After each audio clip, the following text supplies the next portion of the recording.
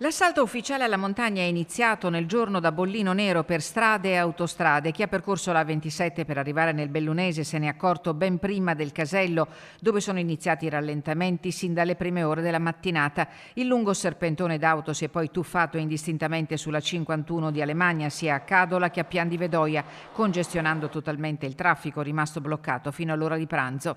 Lunghe code anche sulla 203 a Gordina verso Alleghe, Falcade e la Marmolada. Scene che si ripetono normalmente durante i weekend, ma che in coincidenza con l'avvio delle vacanze estive hanno proposto immagini clamorose. Il caldo spinge il turista in montagna perché nonostante l'estate 2026 abbia portato i termometri ogni oltre record pure tra le Dolomiti, la sera le temperature sono godibilissime. Climaticamente abbiamo avuto una bellissima estate anche in montagna, belle giornate, calde, qualche temporale ogni tanto, tardo pomeriggio sera, per fortuna, e anche giugno e luglio sono stati 2 mesi di ottima affluenza, sia italiana che estera. L'effetto Olimpiade prevedibile e previsto c'è stato, specialmente sul mercato americano, conferma De Cassanna, che sull'overtourism esprime considerazioni condivisibili. Abbiamo zone delle Dolomiti che sono iper promosse, iper pubblicizzate,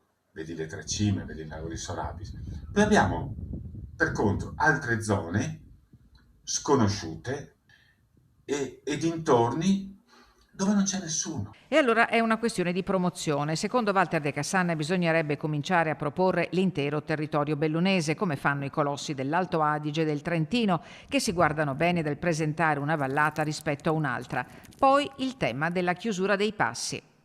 Intanto facciamo delle infrastrutture per arrivare ai passi senza mezzi privati, potenziamo i mezzi pubblici, potenziamo le piste ciclabili, potenziamo i parcheggi scambiatori a valle e poi portiamo il turista sui passi o nelle zone più frequentate. È giusto promuovere le Dolomiti, quelle bellunesi, quelle altoatesine, quelle trentine, tutte, e quelle friulane, però dobbiamo promuoverle nella maniera più corretta possibile.